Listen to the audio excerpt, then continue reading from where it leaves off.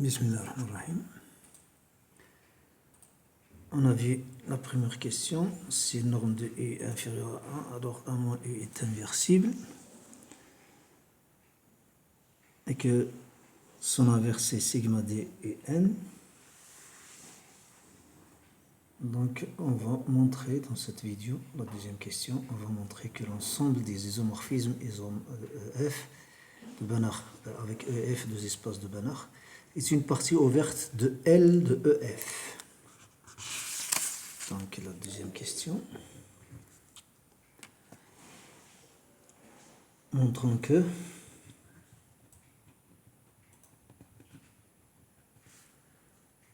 l'ensemble des isomorphismes de E de F, espace de Banach E dans un espace de Banach F, est un ouvert de L de EF. C'est-à-dire que quel que soit U0 appartient à l'ensemble des isomorphismes de EF, il existe un certain alpha positif tel que la boule de centre U0 et de rayon alpha est inclus dans isome EF. Ensemble des isomorphismes de EF, de E dans F. Alors, on va distinguer deux cas. Premier cas, si ensemble des isomorphismes de EF égale à l'ensemble vide. Dans ce cas, on sait que l'ensemble vide, donc c'est fini. C'est que l'ensemble vide est un ouvert. Donc, l'ensemble des isomorphismes est un ouvert. Car c'est un ouvert. Donc, ce cas existe. Par exemple, ici, dimension de E est finie. Inférieure à l'infini, ça veut dire infini. Et dimension de F aussi, elle est finie. Et que dimension de E différent de dimension de F.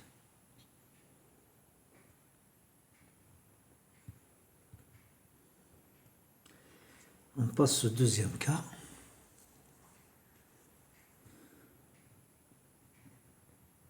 Où l'ensemble des isomorphismes de EF est différent maintenant de l'ensemble 8. Il est différent de l'ensemble 8, ça veut dire qu'il existe un certain U0 appartient à isomorphisme de EF tel que U0 inversible. Ceci implique que U0 moins 1 l'est aussi. Elle est inversible. Cela implique que U0 moins 1 elle est différent de 0, car 0 n'est pas inversible. Ceci implique que norme de U0 moins 1 est différente de 0. Posons maintenant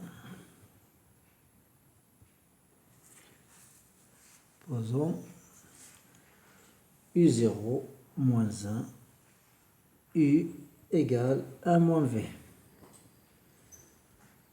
On appelle ça l'équation 1. D'après la question précédente, la première question, ici, si norme de U inférieure à 1 implique que 1 moins U est inversible. D'après cette question, on a norme de V inférieure à 1 implique que 1 moins V inversible. On applique ça à V. Cela implique que U moins 1, U0 moins 1, rend U l'est aussi. Est inversible, ça veut dire. Donc, l'équation 1 nous donne nous donne V qui est égal à 1 moins U0 moins 1 V, U0 moins 1 U,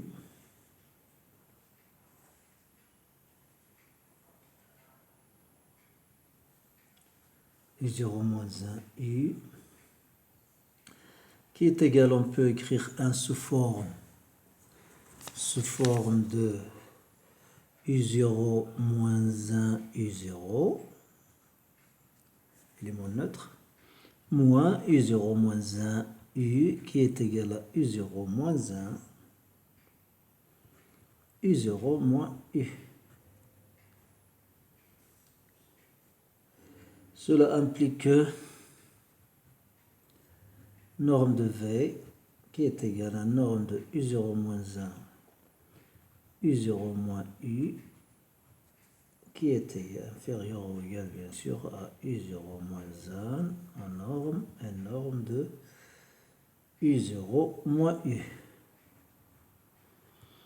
Si U0 norme de U0 moins U est inférieur à 1 sur U0 moins 1 qui est égal à un certain alpha 0, alors norme de V est inférieur à 1. Et cela implique que U est inversible. U est inversible, donc on a donc, quel que soit U0 appartient à l'ensemble des isomorphismes de EF,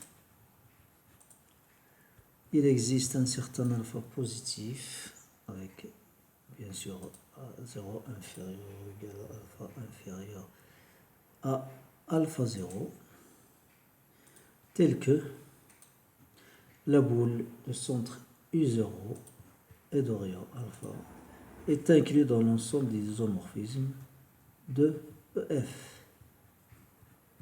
Ça veut dire que l'ensemble des isomorphismes contient un nœud vert contenant U0 et les voisinages de chacun de ces points.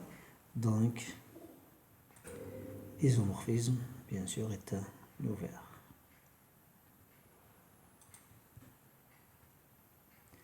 C'est un nœud vert de l'ensemble L